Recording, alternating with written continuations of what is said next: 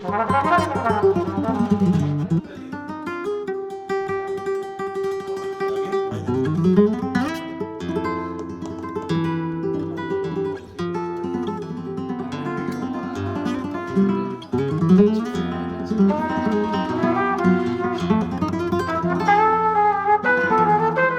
macho.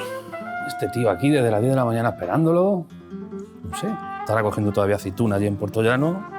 La cerveza aquí preparada aquí, esto caliente, o sea, esto es imposible. Y estoy aquí, chaval. ¿Te pensabas que no iba a venir? Hombre. Está bien, ¿Qué tal? muy bien. Que digo que la aceituna allí en Puerto Llano ya se ha acabado, ¿no? Ya se ha acabado, sí. vale. Ahora la estoy vendiendo. Ahora está bien, claro, hay que venderla. Y además este año está bien, ¿eh? Buena. Un precio... ¿Sí la tienes? ¿A estas horas? En las redes no hay horas, tío. Un día es un día. Ya está. Salud.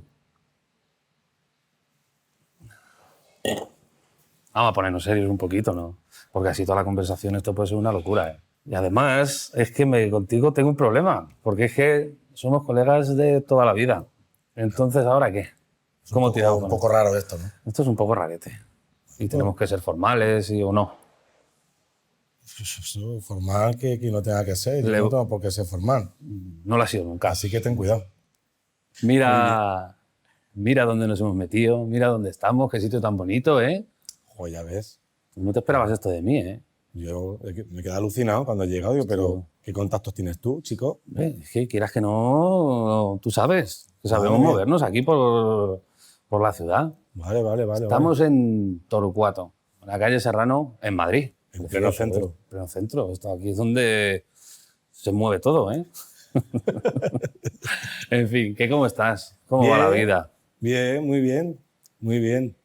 Pues nada, ya sabes, yo me vine a Madrid hace ya por lo menos 12 o 13 años a buscarme la vida.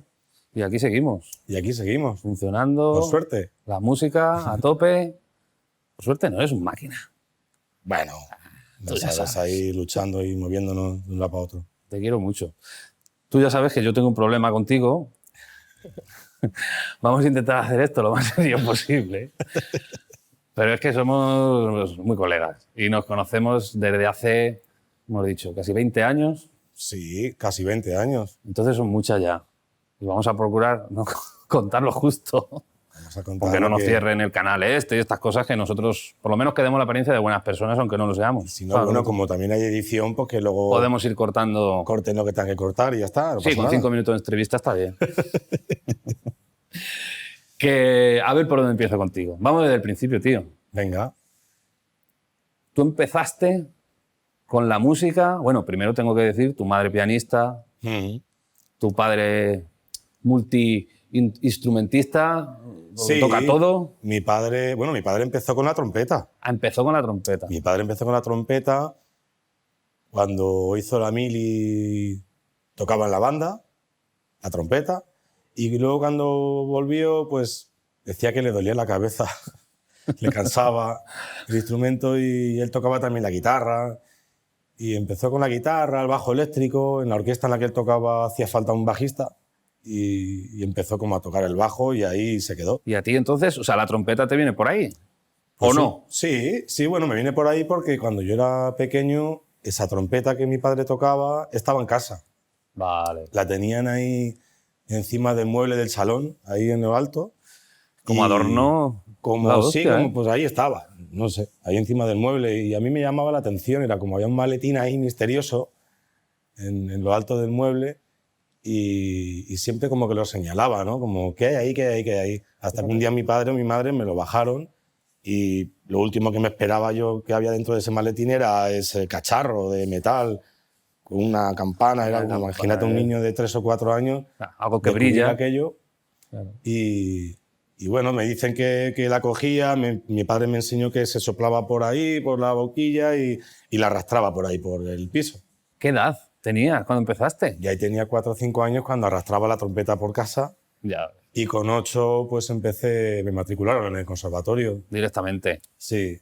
Claro, porque aparte en tu casa sé que se respira música. Sí. Y al final, de una manera u otra, estabas predestinado el asunto. En esos años, desde que yo tenía 4 o 5 hasta los 7, 8, En esa época mis padres daban clases particulares de música en casa. Vale. Entonces yo, como todavía no iba al cole y tal, pues me tragaba esas clases. Yo andaba por allí, estaban los muchachos en el salón dando clases de solfeo, de dictados y de Maravilloso. ritmo y tal. Entonces yo andaba por ahí. Y mi padre igual, mi padre también estaba en otro cuartito, pues dando clases de guitarra, dando clases de bajo. Y esa época, pues me imagino que yo como que de alguna forma mamé muchas cositas que sin darte cuenta vas asimilando, y como que ellos notaban que tenía como cierta facultad, ¿no? Como que me interesaba y estabas... y, Entonces dice que con 8 años al conservatorio. sí. ¿Ciudad Real? No, en Puertollano. Era en Puertollano. Sí, Vale, empecé en vale, vale, Puertollano. vale. Bueno, hice todo, el grado elemental y grado medio en Puertollano. O sea, te chupaste entero los dos grados, ¿no? Sí, grado elemental, grado medio, y hasta que luego me fui a Córdoba. Luego ya, ahora superior. llegamos ahí. Ahora llegamos ahí. Porque no lo hemos dicho. Manchego, puertollano, Sí, eso es. paisano, esas cosas. ¿Tú ya cuando ibas al conservatorio, con esa edad, tú ya tenías claro que te querías dedicar a eso? ¿O era muy pronto? ¿O...? Sí, o sea, yo desde que tengo a lo mejor, digamos que en grado medio, a lo mejor ya con 12, 13 años, yo ya empiezo a conocer otras músicas, y a raíz de mi padre y amigos de mi padre, pues me va llegando como música, ¿no? Y artistas y cosas que me llaman la atención y que empiezo a descubrir. Y empiezo a conocer esas otras músicas, como esas otras vías por las que puedes coger y puedes tomar. Y bueno, y empiezo como a coquetear de alguna forma. Con 13 o 14 años, creo más o menos, mi padre, que tenía como una especie de dúo o trío de jazz con un guitarrista ahí de Puertollano, con Julián Pavón, y luego un poquito más tarde con Lupo a la batería, Alberto Pareja, pues tenían un trío de jazz que de vez en cuando tenían un amigo saxofonista de Jaén, Sergio Albacete, que tocaba de la hostia. Venía de vez en cuando a tocar con ellos. Era como su músico solista, su comodín, Vale. al que llamaban de vez en cuando para tocar. Y en algún concierto que ellos tenían, una fecha que tenían, pues Sergio no podía ir. Entonces mi padre me dijo, oye, Enriquillo, me llama Enriquillo, oye, Enriquillo, ¿tú podrías venir a tocar a este concierto que Sergio no puede venir, aunque sea hacer las melodías, aunque no improvises y tal, pero por lo menos tocar algunas melodías y echarnos una mano ahí con el bolo? Y así fue un poco como... Y ahí empezó todo. Fui a un ensayo de tocar la melodía, tenían los papeles por ahí, las iba leyendo, pero me empecé a lanzar en la improvisación sin tener ni idea de cifrado ni de nada. Simplemente guiándome desde el oído, pues aprendiendo un poco la melodía y la armonía, pues empecé a echar solos totalmente por pura intuición. Y ahí empecé. Entonces, cuando yo arranqué y me solté, pues me empecé a quedar yo en el grupo. Al siguiente concierto ya lo hice yo y ahí empecé un poco mi andadura en la... Porque claro, es que el tipo de música que estudiabas en el conservatorio, Claro. no tenía nada que ver con el jazz, imagino, ¿no? Porque en esa época no había estudios reglados de jazz ni... No, además estamos hablando que yo en esa época igual estaba en segundo o tercero de grado medio. No, es que no había, en el conservatorio no había ninguna asignatura de improvisación, ni de jazz, ni de nada. Lo más cercano que hubo, que yo, digamos, hice en el conservatorio en esa época, que era un poco al margen de todo, de la música clásica, digamos, fue la asignatura del flamenco. Vale. Que yo me colaba allí. Vale. Que ahí fue donde yo conocí a José Almarcha. Gran José Almarcha, guitarrista, amigo. Claro. Cuando yo estaba en tercero o cuarto grado medio, instauran la asignatura de flamenco, y yo estando en otras clases, que estaban en clase de historia o en la asignatura de armonía, en alguna de estas, escuchaba a los guitarristas tocar y me quedaba pasmado, me decía, joder, ¿qué está pasando ahí? ¿Esto qué? Yo quiero asomarme por ahí, y empecé a llamar a la puerta allí un día, llamé a la puerta, oye, perdonad, ¿os importa si puedo entrar y a escuchar simplemente como de oyente? Y así empecé a conocer el flamenco, por otro lado, ¿no? Claro, o sea que es que vaya tela. O sea, por un lado el ya fuera con tu padre, lo poquito de esta asignatura con Sí. el rollo del flamenco, Sí. pero que ahí fuiste un poquito, bueno, un poquito no, o sea, más rollo autodidacta y por la simple curiosidad, porque con el jazz entiendo que a lo mejor sí tenías más referencias, pues tu padre o era una música que a lo mejor tenías más cercana, pero que el flamenco de repente lo que tú dices, te Sí. hizo así clic, viste, te gustó y dijiste voy. Sí, en mi casa, o sea, se escuchaba Ketama. Ya. A mi padre le encantaba Ketama, sobre todo el directo mítico de Ketama Sí. del año cerca de los 90, Sí. 90, que hemos escuchado todos.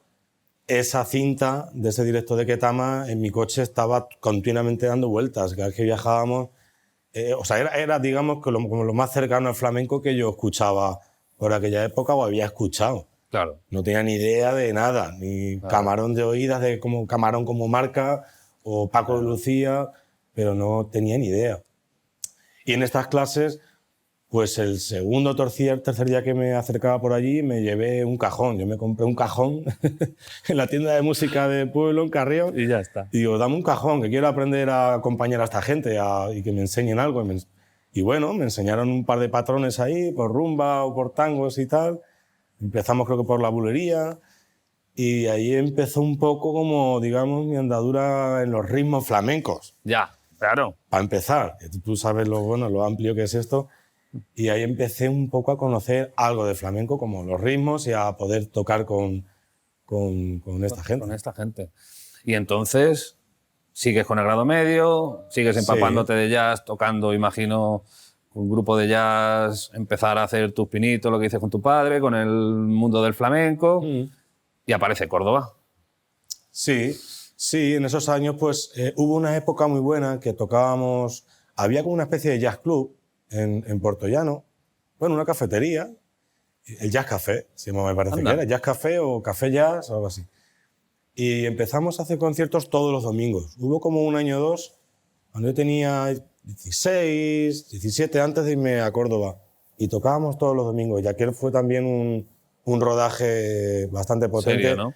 Porque claro, pues empezamos a crear como un repertorio, teníamos ahí como en la recámara igual 18, 20 o 25 temas, entre estándares y versiones, que aquel para mí fue un rodaje bastante grande porque era como todas las semanas, ¿no? Una asignatura más en mi carrera que fui desarrollando y ahí con mi oído y tal.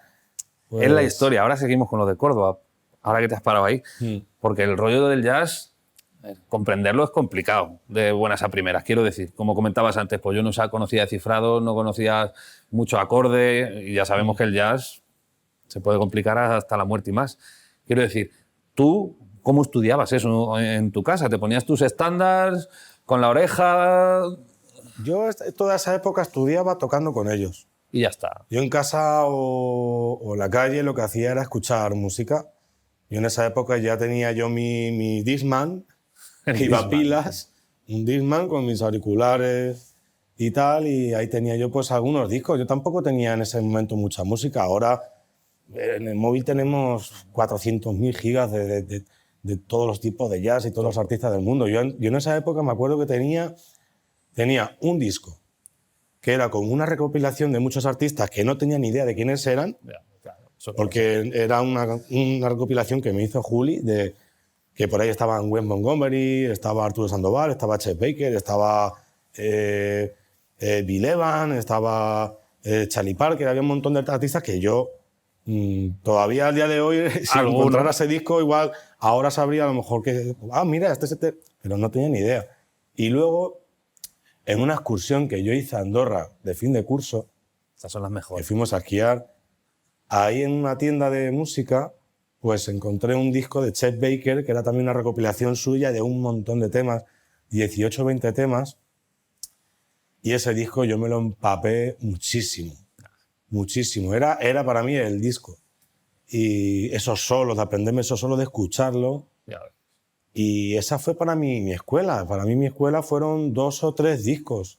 2 o 3 discos de jazz hasta eso, hasta los 18, 19, que ya me voy a Córdoba y ahí podemos seguir hablando. Qué curioso, vamos a seguir por ahí. Sí. Entonces, bueno, después de tener este bagaje, que bueno, que ya estabas metido, ya estabas tocando desde muy joven, que es que eso hace mucho, tío.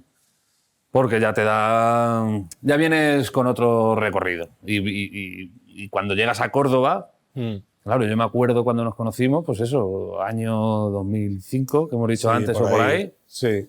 Pero yo ya veía que tú ya estabas funcionando. Hasta ese momento, más o menos, mi rodaje fue un poco el de mi grupo de allí de Puerto Llano. Algunas colaboraciones con los grupos de la zona, de Ciudad Real, grupos de fusión. Me acuerdo del grupo Nomo Loco, un grupo de Ciudad Real como indie, rockero, así muy tipo inglés y tal. Y con esa gente también en esa época hice algunos conciertos y me dejaban improvisar. Ellos me llamaban para eso. Claro, Yo iba a tocar con ellos, pero no me daban ni arreglos ni nada. Era como, tú toca aquí y aquí. En este tema también te dejamos un espacio, aquí en estos acordes. Y yo tocaba por intuición. Y alguna cosa más, pero bueno, hasta ese momento, pues por pura intuición y con los grupos así un poco de la zona. Porque hasta un poquito más tarde, hasta ya pasado un poco o en medio de estar en Córdoba, no empecé a tocar con grupos de Madrid o me empezaban a salir cosas, ¿no? Que otra historia. Sí, bueno, pero eso, que ya te subías a los escenarios para lo que fuese y estabas probando diferentes músicas, porque es que tú has probado de todo, tío. Sí. Bueno, pues... Sí, bueno, porque te ha llamado la atención, pero que has estado... Hay gente que se encasilla, pues toco música clásica o toco jazz, pero tú... Yo con 9, 10 años empecé a tocar en la banda de música del pueblo. 9 o 10. Yo llevaba un año de conservatorio, igual arrancando el segundo año, mi profesor Joaquín, que además era el director de la banda de mi pueblo, de Argamasilla, y me dijo, oye Enrique, ya el sábado te vienes a ensayar con la banda. Claro. Como habían varias trompetas y el papel de tercera a cuarta pues eran normalmente tesituras graves y eran notas largas y tal, dijo, vente y empiezas a tocar. Con 9 o 10 empecé en la banda, con 14, 15 también arranqué a tocar en la orquesta. En la familia, uno de los negocios familiares era una orquesta de pueblo, de orquesta, de pasodobles y de salsa, de merengue. Y ahí más o menos empecé con la orquesta. Paralelamente el conservatorio, paralelamente el grupo de jazz, paralelamente la banda, los grupos de rock y tal. Yo en esa época era como... Ya empezaba a tener la cabeza en muchos sitios y a tener muchas referencias. Claro. Y esa época fue muy importante. Claro. Porque ahí es donde coges la base luego de todo y te ha permitido hacer lo que ahora hablaremos. ¿Llegas a Córdoba? Sí. Imagino, no lo sé. Bueno, sí lo sé, porque alguna vez me lo has contado. Claro, que allí es cuando ya el flamenco como que lo descubres más, porque allí en el Conservatorio Superior de Música está la especialidad de guitarra flamenca, conoces a mucha gente relacionada con el flamenco, y ahí ya como que lo del flamenco te empieza a llamar mucho más la atención, aunque sigues compaginándolo con el jazz, etcétera, etcétera, ¿no? Sí, ya sabes que ahí de repente nos conocemos así un grupo amplio que de gente... menos de Andalucía casi, Es verdad. de cualquier sitio, porque estábamos así el grupito manchego, estaba la gente de Levante, estaba la gente de yo no sé de dónde, pero ahí había de todo menos andaluces. Había unos cuantos, ¿no? Sí. Estaba, pues, por ejemplo, nuestro gran amigo Nacho de Huelva, estaba Juanillo de Sevilla, el Pescado de Huelva, ¿de dónde? De Pescado de Motril. De Motril, joder. Pero que había una juntera, se creó una juntera de mucha gente que yo no sé qué. Íbamos llenando bares, nos íbamos moviendo por las tascas alrededor del ayuntamiento y éramos 15, 18, 20 personas o 25 de un lado para otro, llenando bares, tocando en todos los bares, tomando cañas, un lunes, un miércoles, un martes. Siempre. Y entonces yo me acuerdo de esas, ya entrada bien la noche, cuando ya los ritmos cada vez eran más lentos, que haya que ponerse en la mesa a tocar por soleado, por seguidilla. Claro. Y yo tengo ese recuerdo de ya tener 5 o 6 cañitas en lo alto y de estar todo el mundo un poco como concentrado en el compás, ¿no? de escuchar cantes por fandango, por Soleá, y ya empezar como a intentar comprender otro terreno, un poco más pantanoso del flamenco. Cambiar de división, que se llama. Cambiar de división. Es tirarse a la piscina de cabeza y ver...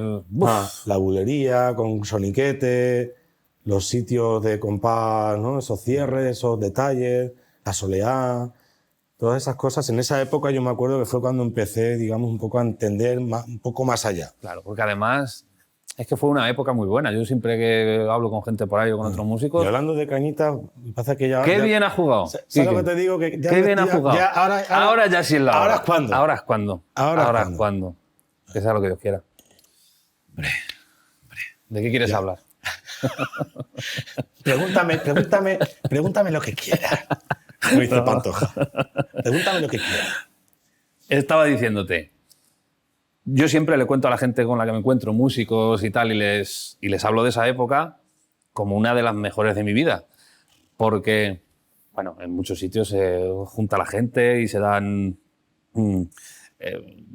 noches de flamenco, de la música que sea, pero es que allí era tan divertido.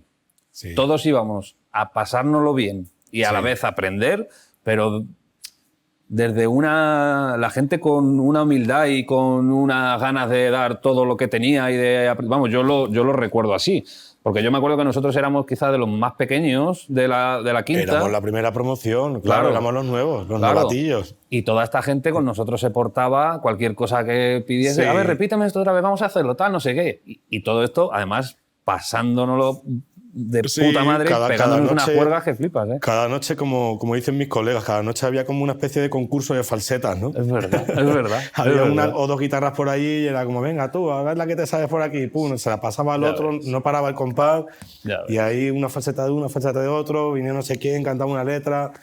Y es verdad que yo lo veía un poco, entre comillas, desde fuera como trompetista, ¿no? Que yo estaba a lo mío, aprendiendo otras cosas, pero me acuerdo que vosotros era como un aprendizaje continuo, porque era como eso, ¿no? Compartir la faceta que se sabía uno, la del otro. Ah, mira, yo tengo una parecida, pero luego remata aquí. Mira cómo pues mira yo dónde tal. Exacto. Y mira dónde respira el otro. Y era como todo el rato ahí como unos de otros aprender y coger el aire del otro. Uno le gusta, pues mira, el Juan, mira bulerías qué pellizcazo tiene. Y entonces la gente trataba de tal. O mira cómo pica el José el de Elche. O mira, joder, las marchas, mira por Taranta, ¿no? Y era como eso, ¿no? Y unos a otros os empapabais y intentabais escoger lo que más os gustaba de uno y de otro. E imagino con el tiempo llevarlo a vuestro terreno y ahora creo que todos tendréis algo de todos los que estábamos ahí. Incluso yo. Por supuesto. De mi música, ¿no? Indudablemente. También de esa época tengo cosas de vosotros. Claro. Es que fue un aprendizaje muy bueno aquel. O sea, siempre lo digo. Tuvimos 2 conservatorios, ¿eh? El del día y el de la noche. El del día y el de la noche. Y sacamos mejor nota en el de la noche. Pues no lo dudes. No lo dudes. Y aquí no podemos contar muchas cosas del día porque todavía nos quitan el título. Eso digo. Yo no sé ni dónde lo tengo, la verdad. No, de verdad. Directamente, ¿no? No sé dónde está. Claro.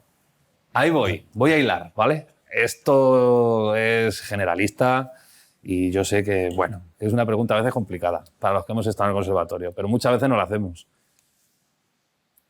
El conservatorio... Te ríes ya, porque lo hablamos hace poco. ¿El conservatorio hace músicos? El conservatorio hace músicos. No creo que el conservatorio haga músicos o no haga músicos, sino al final el músico se hace o no se hace, o el músico al final elige o una vía o elige otra. El músico, el que lleva dentro algo y lleva un pellizco una capacidad o un don para una cosa, pues tira para una cosa. Hay músicos que tienen don para tocar la música clásica.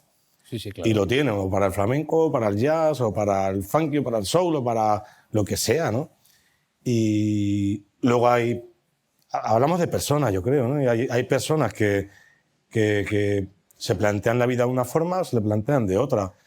Y cuando una vez tú llegas al conservatorio, más ya en la etapa del superior, por ejemplo, que ya vas viendo un poco como la madurez o el decir, cómo quiero yo construir mi vida, qué quiero construir, dónde me quiero asentar, qué quiero hacer con mi vida, ¿no? Y muchos optan por la vía de la docencia, de dar clase, alternando con tocar, a lo mejor en espectáculos o en cuadros o lo que sea. Otros se tiran a la piscina un poco más arriesgada quizá, que es el vivir de tocar en los grupos un poco, ¿no? Que de hecho nosotros mismos tenemos un poco una de esas vías. Sabía que ibas a preguntarme algo de esto y puede ser como muy amplio. Lo sé. Resumo, ¿a ti de qué te sirvió el conservatorio? A mí me ha servido el conservatorio, pues sobre todo, bueno, los conocimientos teóricos, obviamente, las miles y miles y miles de horas que habré echado pues con mi instrumento y aprendiendo teoría, y lo que me ha llevado a superar todas esas metas que nos han puesto y a aprender todo lo que nos han enseñado. Obviamente, yo gran parte de lo que yo soy ahora no lo he aprendido en el conservatorio, entre comillas. Todo ese lenguaje que a lo mejor yo he desarrollado, he aprendido de cuando ejecuto el jazz o el flamenco o tal, ha sido un poco más fuera del conservatorio. Pero bueno, al final pues del conservatorio te llevas un título y te llevas un rodaje. Has tenido la experiencia, en mi caso, pues, de tocar en la orquesta del conservatorio, en la Big Band, y te dan esa base pues para decir, bueno, pues ahora me voy a currar una oposición porque quiero ser profesor y quiero tener una plaza fija y quiero tal, y me quiero asentar de esa forma, o quiero presentarme a unas orquestas sinfónicas, me gusta la orquesta, o voy a buscar un trabajo en una escuela de música, o hay muchas vías, ¿no?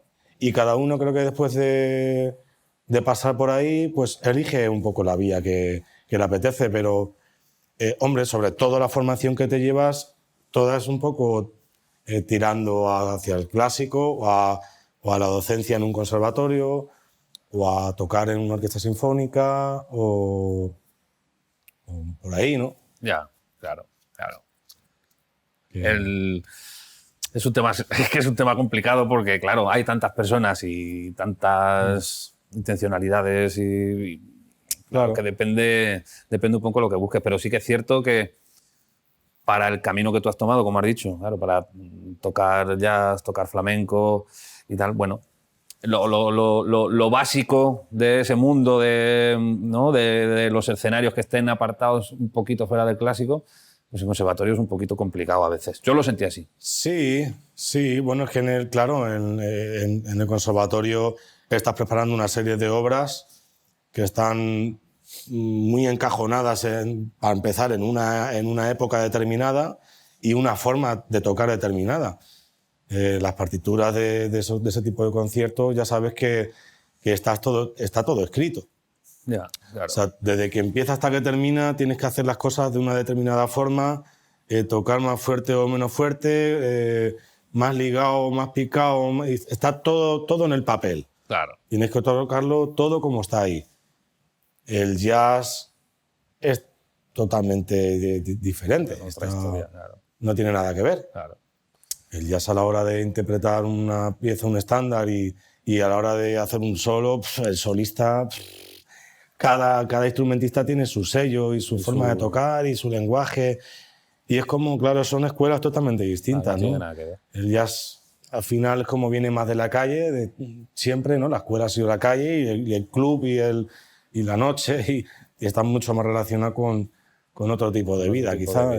Y el conservatorio, pues al final es una preparación para dar clase, o tocar una orquesta, o es otro tipo... de historia. Otro tipo de vida, al fin y al cabo. Claro. Otro tipo... Pero bueno, tú, a la vez que estabas haciendo un conservatorio superior, tocabas jazz en garitos, Sí. Te metiste en el flamenco, un poquito más sería la cosa. Claro, digamos que en esa segunda carrera o esa carrera paralela estaban las noches flamencas, estaban las noches del Jazz Café de los martes, que era el que había allá. Y paralelamente, pues... colaboraciones con bandas y grupos que hacíamos en el momento para aprender y para, pues con Cristian y con Sergio de López teníamos un grupito. Cristian de Moré, Sergio de López. hacíamos temas de Chick Corea y de Carles Benavent y de Jorge Pardo. En esa época tuve yo también el boom del flamenco jazz. Exacto. A raíz creo que fue del primer año al segundo de carrera, de 2004-2005 por ahí, fue cuando fui yo a Zarauz. Ahí quería llegar yo. A hacer un curso, que fue cuando conocí a Jorge Pardo y a Carles Benavent y... Claro, conoces a Jorge en este curso Sí. y a toda esta gente y ahí es cuando ya dices esto. Claro. Y estoy Claro. aquí, los conoces personalmente. Bueno, Claro. Te tiraste ahí un tiempo y ahí fue cuando Claro, ahí... se te quedó clara la cosa ya. Antes de eso, hasta ahí, digamos que yo conocía un poquito el jazz, empezaba a conocer el jazz y empecé un poco a adentrarme y a aprender. También conocía flamenco, que me gustaban en ese momento casi por igual, me gustaba igual el flamenco que el jazz, pero en el momento que yo conozco a Jorge Pardo y a esta gente y los veo actuar y veo esa música, fue cuando yo realmente descubrí mi sitio. Hasta ese momento yo no sabía cómo podía hacer para juntar esas dos cosas y hacer lo mío, y no tenía un espejo, Claro, no tenías una no tenía un referencia. foco.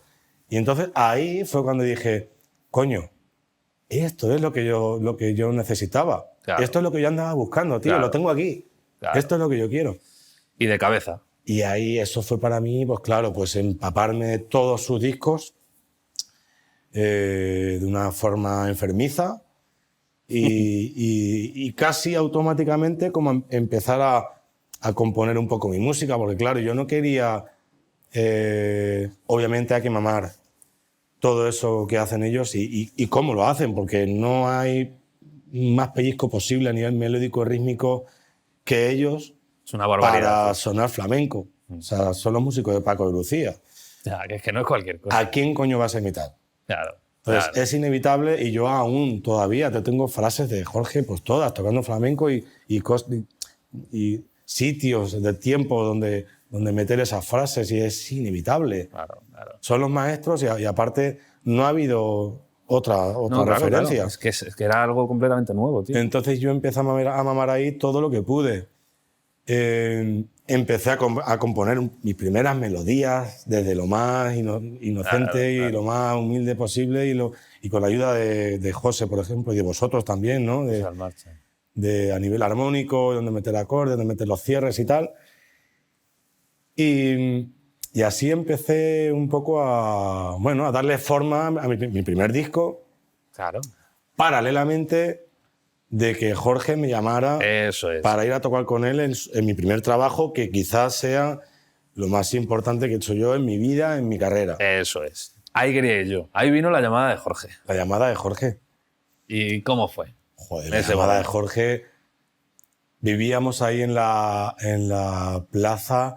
¿Te acuerdas la que estaba al lado de la corredera? ¿La plaza Las Cañas? Creo que sí, no me acuerdo. una plaza Sí, pequeñita. sí, pero me acuerdo de ese episodio. En el corral de patio. Maravilloso. Que allí pues también tenemos 100.000 anécdotas que contar. Pero un viernes, creo que fue un viernes por la mañana, porque el jueves habíamos salido por ahí a dar una ¿sí? vuelta, a tomar un par de cervecitas. Qué raro. Y un viernes por la mañana, pues a las 10, 10 y media, algo así, pues me llama un número de Madrid, un fijo además.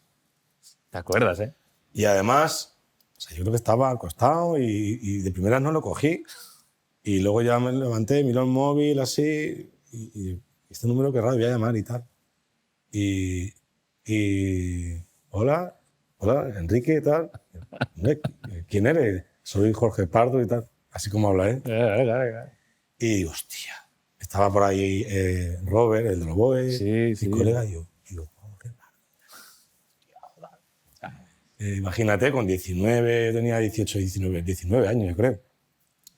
Y era, bueno, pues para colaborar con él tenía una cosa para hacer en televisión, en Telecinco, de estas cosas musicales que echan a la... Sí, de esas que echan por la noche que... en las horas que no han puesto las calles todavía, como que cuando no están no las han puesto ni las calles calles, pues a las 4:30 de las 5 de la mañana y nada, bueno, tal, te tienes que venir a Madrid unos días porque vamos a hacer una cosa para la tele y quiero contar contigo. Ahí estaba Juan Diego Mateo, guitarrista de Jerez, Guitarrista el de Chispa, Jerez. su cuñado, Tomasito, el hijo de Jorge, Miguel, también con el cajón, y Jorge. Y yo con 19 añitos me cojo mi AVE Y para me Madrid. voy a Madrid. Y además me hospedo en su casa. Porque me pregunta, oye, ¿tienes algún colega aquí para quedarte? Y tal. Digo, ahora mismo no. Yo por Madrid había venido alguna vez, pero no. Me quedé en su casa y nada. Empezamos a mirar los temas que teníamos que tocar. No había ni un papel por ningún lado. Hostia. Llego allá a su casa a las 11 de la mañana, ya estaba por allí Juan Diego y tal, y estaban mirando los temas. Y teníamos que tocar el tema, bueno, varios temas, pero uno de ellos en el ACU, que era por bulerías, a toda leche. Y había un fraseo, el fraseo de la melodía era tipo el fraseo mítico de John Coltrane, este que se va moviendo. Hace...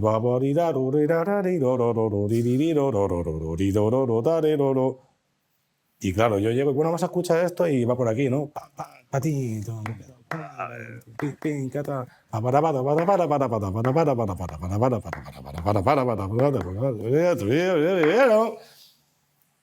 Y le digo, eso tengo que tocarlo yo.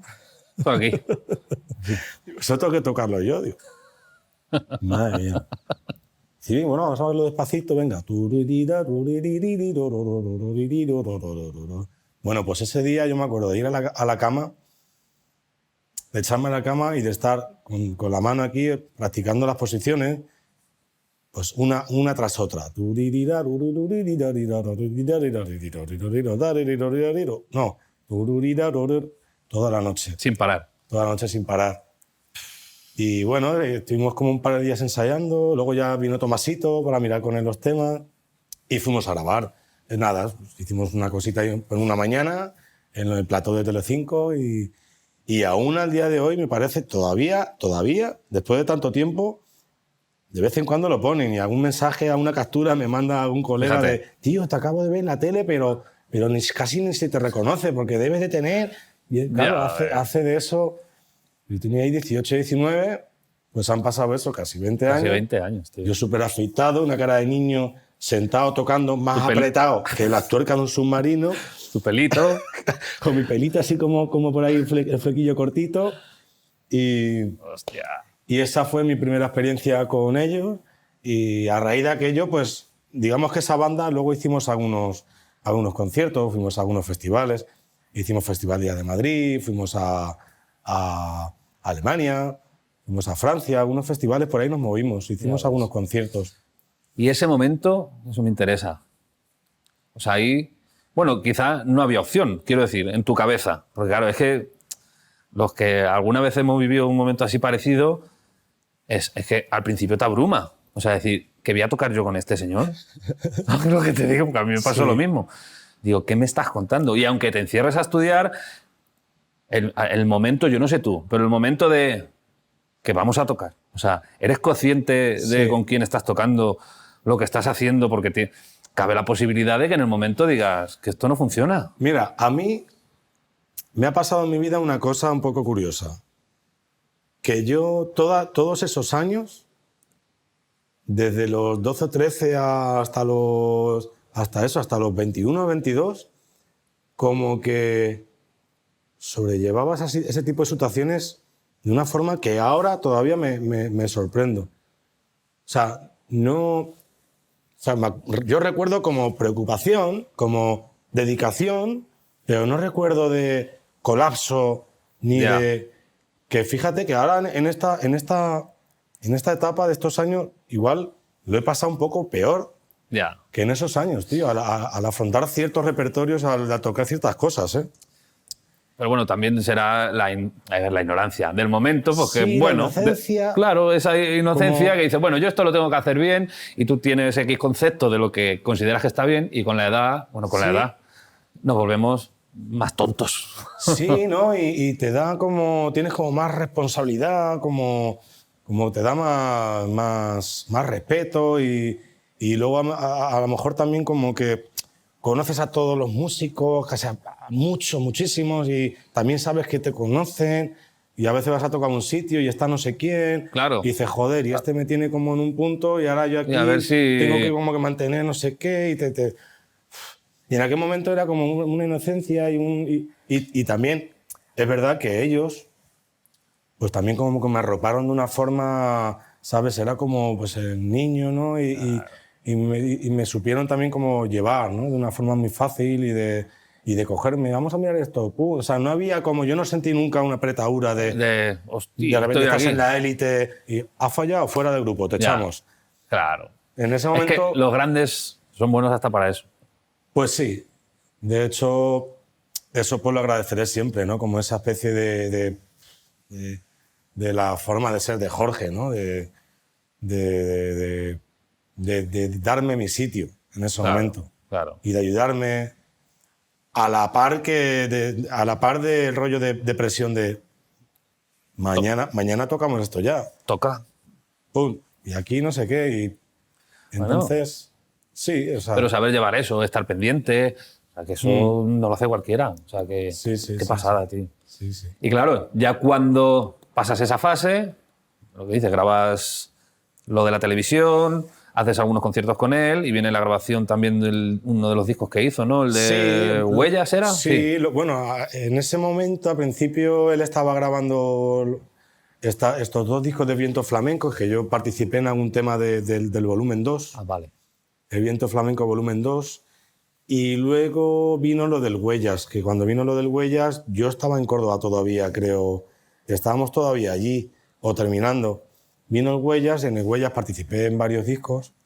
Aquel disco fue premiado, a él le dieron el premio de Sí. Mejor Músico Europeo. Europeo, sí. Sí, Es verdad. y con Huellas también hicimos muchos conciertos y además con varios formatos. Luego hubo un Huellas XXL, algo así, con un montón de músicos que yo por unas cosas y por otras no pude ir. No estuviste. Pero sí, hubo una época también muy bonita con José Mi Carmona, bandolero. En esa época conocí yo a estos Ahí también. empezaste con esa gente. Pablo Martín Caminero, Moisés Sánchez.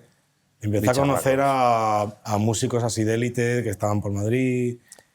Yo tenía a lo mejor 23, 22, 23, 24 años. Esa es la historia. O sea, que cuando acabas el conservatorio, coges y dices para Madrid Me vengo a Madrid. directamente. Pasé unos meses así en Ciudad Real tranquilo, acabé la carrera, viví en Ciudad Real y en septiembre del 2010 creo que fue, ya después de terminar la actividad académica y tal, me vine a Madrid con unos ahorrillos del verano de tocar en la orquesta. Todo esto Claro, sin dejar de. sin dejar de trabajar en orquesta, en grupos y tal, y para pagarme las cosas, en fin, como todo el mundo. Y me vine con unos pequeños ahorrillos a Madrid, me alquilé una habitación en Carabanchel y a partir de ahí pues empieza a venir todo.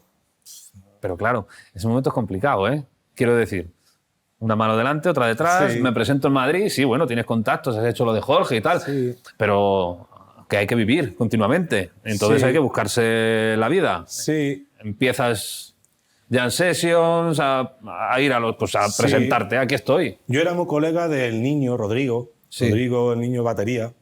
Él tocaba con nosotros con los Laimon, que era un grupo que teníamos como de fusión en Ciudad Real. Es verdad. En esos años que yo estaba con la carrera, pues teníamos un grupo que era muy divertido y estaba muy chulo y bueno, llegamos a tocar en el Viña Rock un Es par de verdad. años. Sí. Y el niño vino una época a tocar con nosotros porque estábamos sin batería y bueno, a raíz de otro colega, total. Entonces nos empezamos a llevar muy bien y él me comentaba, dice, Enrique, tal, tienes que venirte conmigo a Madrid a algunas jam que hacemos por allí y tal, y tocar, que te vean tocar por allí y tal. Digo, ya, tío, si además tengo muchas ganas de irme para allá. Mi idea es irme para allá cuando termine la carrera y tal. Y con el niño, en esa época, empecé a venir alguna vez. Y empiezo a conocer a mucha gente. Vale. Entre ellos, pues, componentes de la banda de Canteca de Macao. Eso, ahora hablaremos de ello. Chiqui, Anita, Juancho, Guille, bueno, integrantes, ¿no? Que venían mucho por esa jam porque también les encantaba la fusión y el jazz y todo lo que... Y bueno, y empieza a ser un poco mi pequeña pandilla, gente que yo conocía y bueno, a tener un poco mis amistades. Y cuando yo llegué a Madrid, pues eran un poco mis colegas y la gente con la que salía.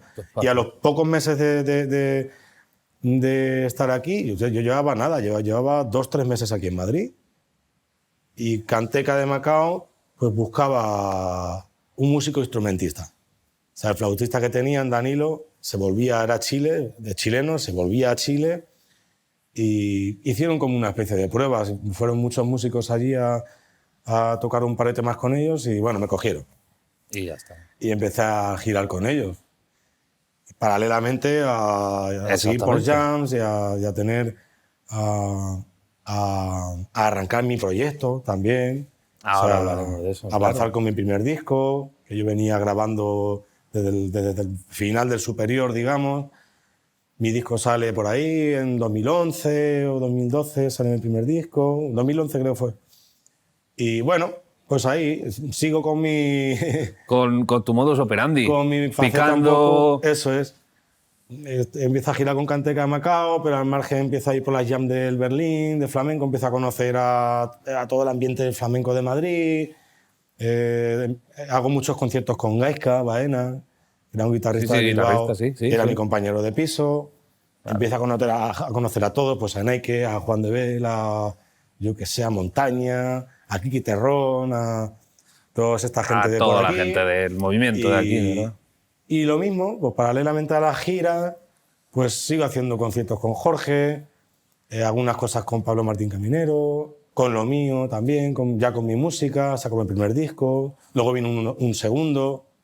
Ahí voy, para. Porque tú tienes 4 discos. Sí. Que son, recuérdame, tío. Me quito el sombrero, Alcudia, Contrarreloj y Fuentes y Manantiales. Y Fuentes y Manantiales. 4 discos. O sea, que se dice pronto, que hay que hacerlo eso, ¿eh? Madre mía. Entonces, claro, yo me acuerdo, sí es verdad que los últimos años de Córdoba, tú en tu casa, en tu habitación, sí. Allí tenías tu ordenador, allí con tu micrófono, tu tarjetita y tu tal, y ahí ya ibas tirándole. Todos los discos, creo, si no me equivoco, son autoproducidos. Sí. Yo creo que sí, que te... Sí. Son autoproducidos, sí, vamos, con mecenas. Es verdad. Haciendo crowdfunding. Yo hice crowdfunding para el disco Alcudia, hice crowdfunding, para el disco Contrarreloj también hice crowdfunding. Y Fuentes y Manantiales, creo que también.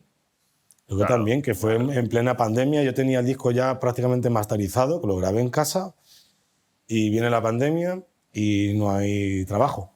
Tengo muchos meses sin tocar. Y ahí digo, ¿y ahora cómo hago yo esto? Tenía que pagar la mezcla, tenía que pagar el mastering, tenía que fabricarlo. Y hice un crowdfunding un poquito más pequeñito para solventar lo que conllevaba los gastos de fabricación. Y la verdad es que la gente me echó un cablete ahí y lo pude terminar, lo fabriqué y sí. Ya lo comentábamos en la entrevista que hicimos con Juan de Bel, el rollo de autoproducirse, de la pasta, de todo lo que conlleva. O sea, ya no solo grabar tu trompeta, sino claro, que son todos los músicos, concretar fechas, fabricar, compón la música. O sea, es una locura. Una locura. Y bueno, y aunque te echen un cable económicamente, que bueno, menos mal que existe esta herramienta, pero que a veces es como que sobre todo los instrumentistas, creo, dime tú, pues es que os tenéis que buscar la vida de una manera... Está difícil, ¿no? Sí, bueno, a ver, los instrumentistas, pues al fin y al cabo, no podemos hacer asco a nada, como decimos nosotros. Ya. No, me refiero, o sea, yo he tenido suerte, porque como yo he sido así muy polifacético a nivel musical, o sea, que me gusta todo, lo que es bueno me gusta todo. Yo me ha gustado desde heavy metal, que de hecho he tocado heavy metal con bajo eléctrico, con guitarra, a flamenco, a todo tipo de música. Luego, reduciendo eso con el tiempo, a nivel de tocar diferentes cosas, me gusta tocar mi instrumento. Entonces, sí que es verdad que a lo mejor digo, joder, pues quiero tocar mi música. Sí, obviamente, todo el mundo quiere tocar su música o es lo que más le llena, porque es lo que ha salido de tus entrañas y es lo que tú quieres defender y quieres que se vaya reconociendo, quieres que se escuche y tal, ¿no? Pero también hay que pagar el alquiler. Y hay que pagar la luz, hay que comer. Entonces, pero bueno, que se trata de eso, ¿no? Cuando, en el caso de los músicos aquí que estamos en Madrid, ¿no? Pues todo el que viene a Madrid sabe que tienes que ir tocando como tú mejor puedas, aprendiendo de todo el mundo, de todo lo que hay, de los flamencos, de los jazzeros, de los funky, del soul, de tal, de ir a las jam, conocer a los grupos, conocer a los músicos. Evidentemente, de forma natural, tú te vas a ir pues moviendo más por un lado o por otro porque se te da mejor y porque Claro. por lo que sea, pero siempre hay que hacer cosas con, Claro, con no, todo el no, mundo no. que te llame para hacer, oye, tal, vale, ¿qué es lo que es? Pues es un grupo de tal y cual, y que necesitan una trompeta haciendo tal, pues vas allí y lo haces. Claro. Por más, por menos, gratis, menos gratis, te tomas una caña. Lo que sea. Claro. Con humildad y ya está, con respeto por la música y luego una cosa a tener en cuenta que muchas veces se nos olvida es que nunca sabes dónde va a sonar la flauta. Nunca mejor dicho. Nunca lo vas a saber. Claro. Nunca lo vas a saber. Claro. Claro. El otro día, ¿ves? Michael Olivera lo decía, dice, cada concierto es una oportunidad para darlo todo. Tú Claro. nunca vas a saber quién va a estar ahí viéndote. Claro. No porque un día estés tocando delante de 20.000 personas va a ser más importante que un concierto para 10. Porque a lo mejor de esas 10 está ¿Quién tiene que estar? quien sea que te llama, te pide el teléfono para no sé qué, para lo que sea. Claro. Para lo que sea, que puede ser muy importante para tu carrera. Claro. Pero claro, también eso puede ser un arma de doble filo, a lo mejor no sé si a ti te ha pasado. Cuando estás constantemente subido en el escenario y ya se convierte en una rutina, corres ese riesgo, ¿no? De dejarte un poquito. Quizás no sea la palabra, dejarte un poquito. Sino que, bueno, porque darlo todo en un concierto se suda. Y entonces es como que a veces cuesta más la motivación de seguir dándolo todo, o a ti no te pasa, o cómo lo vives tú. Pues yo lo vivo lidiando con los nervios porque siempre hay nervios. No falla. Normalmente yo creo que con el tiempo casi son como más nervios de las ganas de ponerte a prueba, de querer salir ahí y como intentar controlar la situación. Ya. Siempre son como nervios de decir, estoy nervioso porque como que quiero hacerlo bien y quiero siempre como subirle un poco un peldaño. Por lo menos es lo que yo me concentro. Siempre quiero estar en mi casa con mi instrumento, mis cosas, ¿no? Pues tocar con el mejor sonido posible, intentar hilar mis improvisaciones lo mejor posible, acordarme bien de las estructuras de los temas. En mis círculos es muy normal tocar como repertorios muy distintos. O sea, por ejemplo, las giras a veces se prepara un repertorio y tal y listo. Con ese piloto automático sales ahí, haces lo que ya está ensayado y ya llevas 5, 10, 15 conciertos a las espaldas. Pero otra cosa es lo otro, ¿no? Los conciertos de jazz, los conciertos de flamenco siempre es como distinto. Los sitios son distintos, las acústicas son distintas. Claro. Cada día Nosotros nunca estamos igual. Uno viene jodido por no sé qué le ha pasado, el otro viene alegre, otro está deseando emborracharse, viene con... Entonces, claro. Cada día es una historia nueva. Es un mundo nuevo. Si hay sonidos distintos, el equipo es distinto, las sensaciones un poco distintas. Entonces, como que hay un rodaje, hay un bagaje ahí largo como para decir, me da igual lo que haya. Ya. Me da igual quién haya, me da igual las condiciones que sean, pum, yo tengo que venir y hacer lo que sé. Claro. Y tengo que estar preparado para hacerlo como mejor pueda siempre en ese momento. Dices preparado. Hay que estudiar. Que hay gente que se pensará que es que esto es vivir del aire. Dímelo a Quiero mí. decir, que nunca paras. Porque yo sé que tú, muchas veces, la mayoría de veces, tus mañanitas... Sí, yo toco todos los días, obviamente, ¿no? Aparte el cacharro como estés 2 días sin tocarlo, luego no sabes por dónde hay que poner el labio. Claro, o sea, no es complicado. Sí, bueno, a mí lo que pasa es que me gusta sentirme bien con el instrumento, ¿no? No me gusta coger un día la trompeta y decir, ¿qué pasa? ¿No? Me gusta sentirme bien, porque además te vienen cosas, te llaman para mañana para grabar no sé qué historia y tienes que estar preparado para hacer lo que haya que hacer mañana. Claro. ¿No? Claro. Y no me gusta pasar fatigas. Y las paso, ¿eh? A veces me vienen. Inevitable, tío. Me vienen y sale algo que dices, hostia, joder, tengo que echar unas horas practicando esto porque si no, no me gusta ir con pinzas en pinzas, ¿sabes? Pero ahí está la clave, ¿no? Al final de todo Claro. lo que has hecho. Primero, aparte de que has mamado mucho tipo de música, si ahora entramos en las historias que has estado, pero claro, precisamente ese compromiso de tener que estar y tener que estar para tanto, pues Claro. te ha permitido, al final, Sí. es la única manera, ¿no? Sí. Currárselo y que sé que es un topicazo, Sí. pero el que no curra ya puedas tener tú el talento que tú quieras. Sí, pero que más que nada es eso, ¿no? Que el estudio al final, ahora, en mi caso, es un poco ese. El que tengo que tocar mañana con este y hay que ensayar, para mí es un estudio. Claro. Que lo estoy pensando, estoy sacando al perro y estoy escuchando el ensayo. O estoy pensando no sé qué frase, no sé qué arreglo. Estoy estudiando. Claro, eso sí.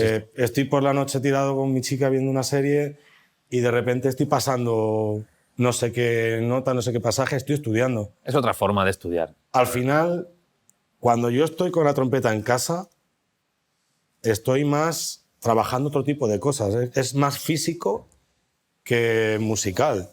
Claro. Yo en casa hago ejercicios técnicos para concentrarme en el aire, concentrarme en el labio, escuchar el sonido, trabajar otro tipo de cosas. Pero el primer estudio está aquí. El estudio principal está aquí. Y te pones con el instrumento a decir, a ver. Vale, ya Sí, está. para trabajar un poco el instrumento, trabajar la tesitura, en fin, las cosas nuestras de... Entonces, claro, decíamos antes, jazz, flamenco, pop, música fusión. Es que has hecho de todo, tío. He hecho de todo. Ahora iremos después a tus discos otra vez y al rollo flamenco y al jazz, pero vamos a entrar un poquito por el mainstream. Ajá. Después de tu época con Cantega de Macaco, con los que empiezas en ese rollo, has tocado con gente como Juanito Macandé, Sí. Chambao, ahora estás con Zetangana, Mm. no sé si se me escapa más gente por ahí, bueno, ha habido de todo, más conocidos, menos conocidos, bueno, comento algunos que son conocidos. Sí. ¿Ese mundo qué? Qué pasada, ¿no? Pues sí, es muy divertido. Es muy divertido. Es otro campo, el campo de la canción, el campo del mensaje, el campo de la música para todos los públicos, digamos, que es pues muy distinto. Y a mí, pues la verdad es que me ha gustado siempre estar ligado a esa música, lo primero porque me gusta, ¿eh? O sea, yo dentro de mis gustos escucho discos de gente con la que he tocado y gente con la que no, pero me gustan los cantautores y me gusta como ese otro tipo de escucha de la música, ¿no? Que como a veces estás tomando algo con no músicos, ¿no? Y tratas de entender qué es lo que ellos reciben y cómo disfrutan de la música y disfrutan pues de otras cosas y de otra forma.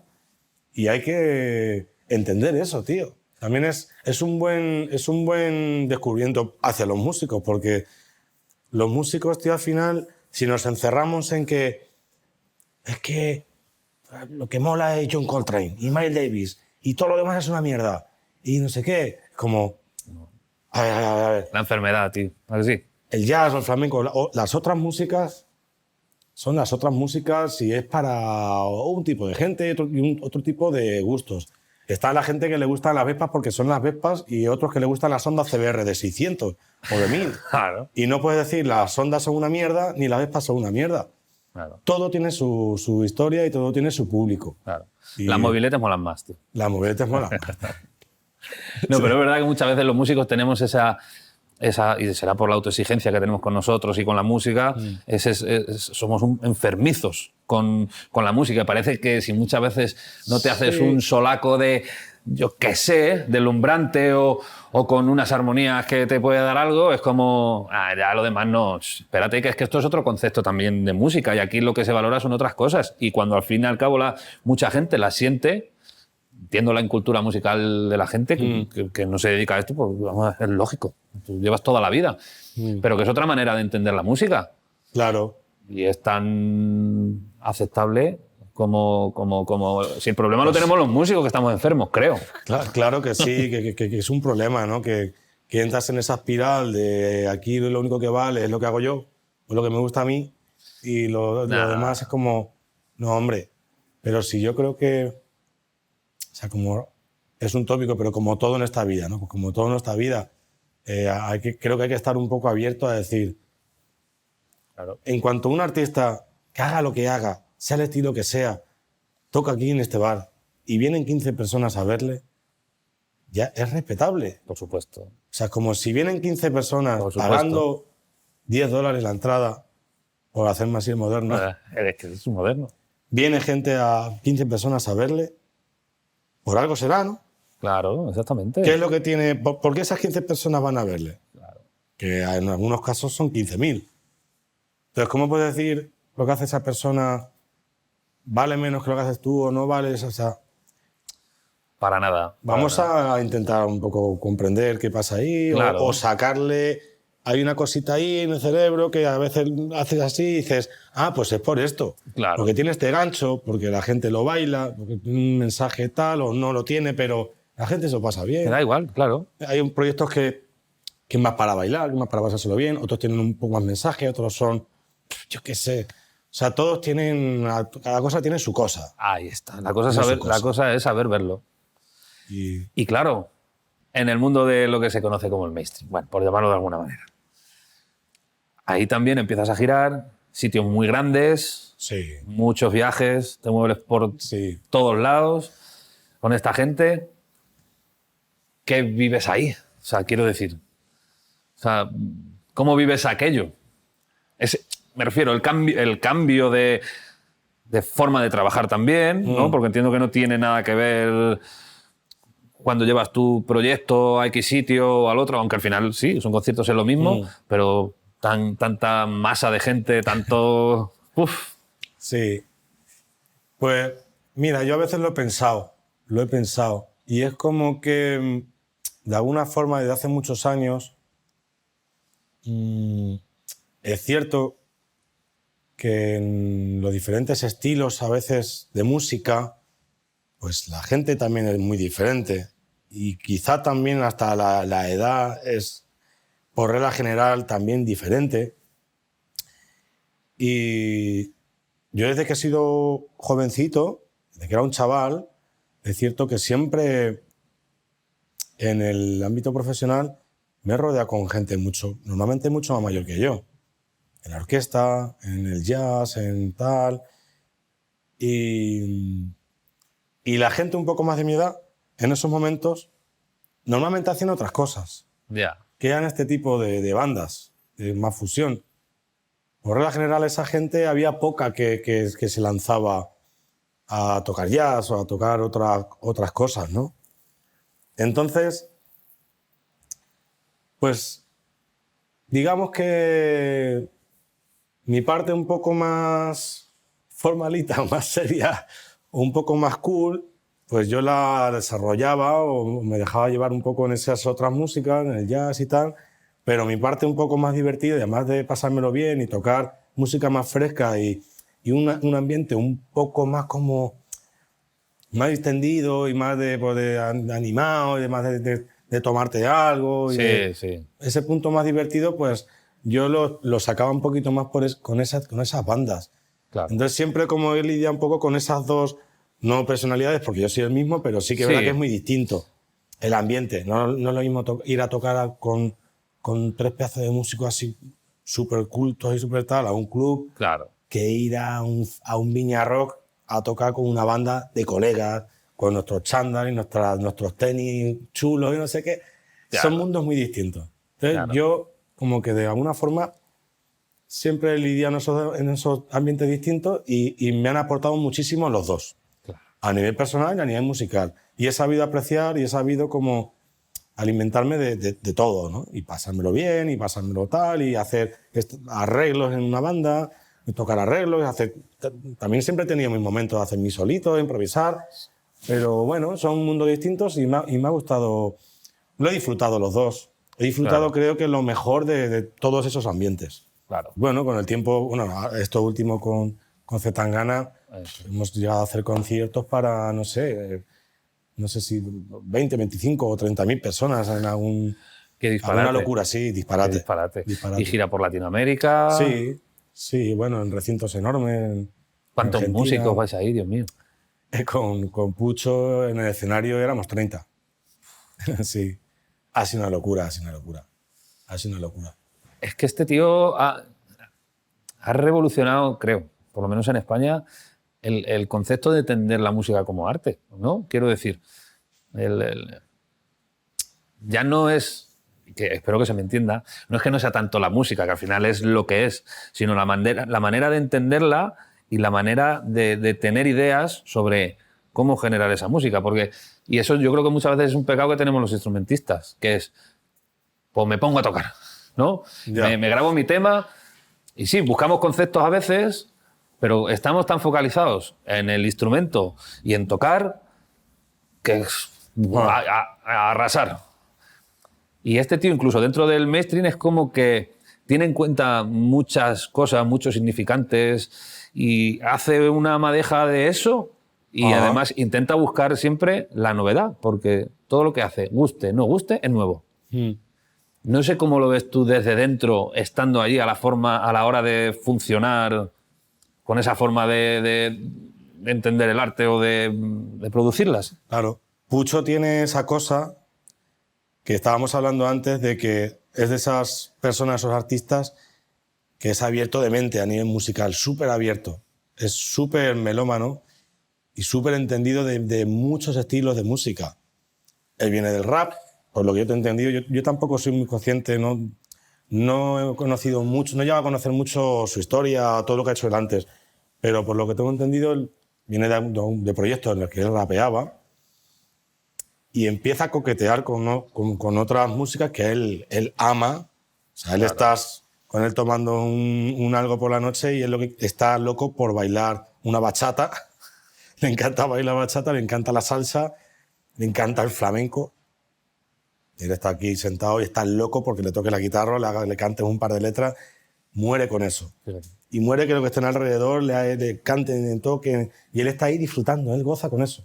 Fíjate. Con su botella de ron y disfrutando del arte, ¿no?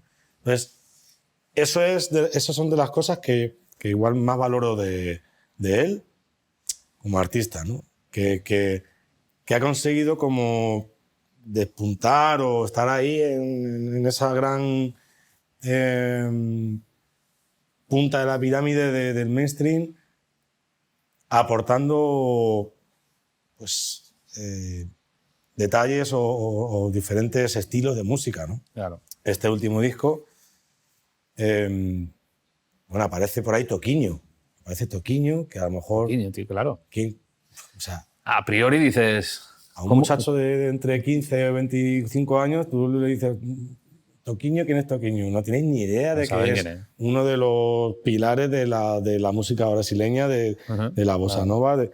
Igual no tienes ni idea. Y ese tipo de cosas son las que dices, hostia, ¿cómo que hace Toquinho un disco de Zetangana? ¿No? ¿Qué pasa aquí? Porque también la gente hemos etiquetado a lo mejor a Zetangana hace un tiempo. Sí, sí, seguro. Pero pues ahí muestra él sus gustos y sus cosas, ¿no?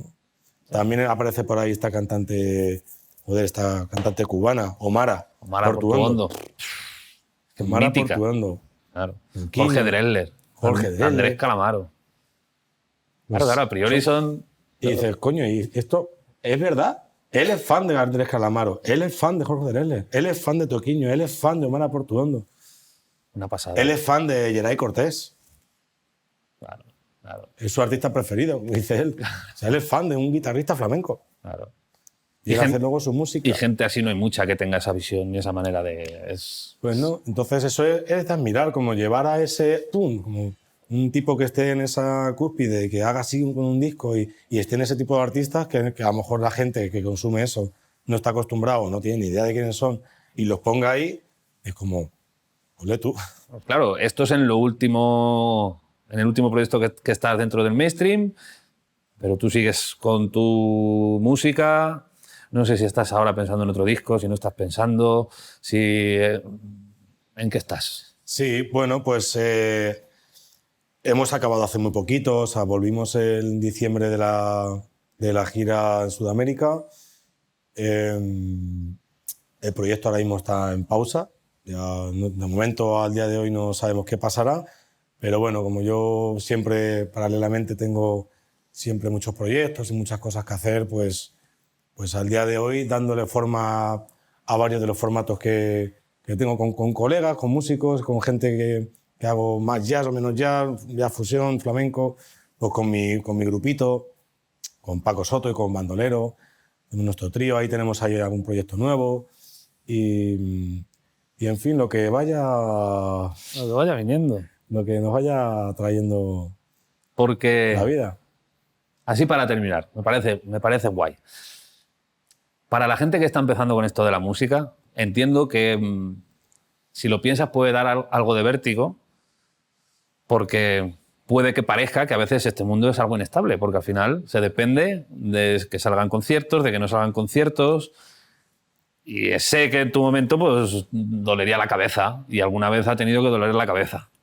Porque la vida es así. O viene una pandemia, claro, o pasan estas cosas, y además es un mundo en el que tienes que estar constantemente dando el callo. Entiendo que en algún momento te habrá generado vértigo. Si esta... No quiero llamarlo inestabilidad, pero me estás entendiendo, ¿no? Sí. Que a veces dices, madre mía, ¿esto hasta cuándo? Entonces, ¿qué le dirías tú a la gente que está empezando con esto de la música y que quiere dedicarse a la música, pero bueno, tiene sus dudas o... ¡Buah! Pues que si le gustan, que lo hagan. Y ya está. Que si tienen a la piscina, macho. Que el día de mañana, cuando nos quede poco, el día que nos quede poco, a lo mejor te estás así tumbado y dirás, ¿por qué no habré hecho esto? Si a mí me gustaba esto, ¿por qué no lo he hecho? Ya, yo qué sé. Hazle, dale. Yo creo que... Y además ahora es muy buena época. Ahora, no es igual ahora mismo pensar en dedicarse a la música como el fracaso como hace igual 20, 25 años. Hace unos años creo que igual podría ser hasta más complicado. Pero ahora te grabas un vídeo con el móvil, lo subes a Instagram tocando de puta madre y al día siguiente te están llamando para tocar. Yeah. O sea, si vales, es mucho más fácil. Claro. Ya cuando yo vine, no, o sea, lo que había era recorrerte las jam y ir de un lado para otro.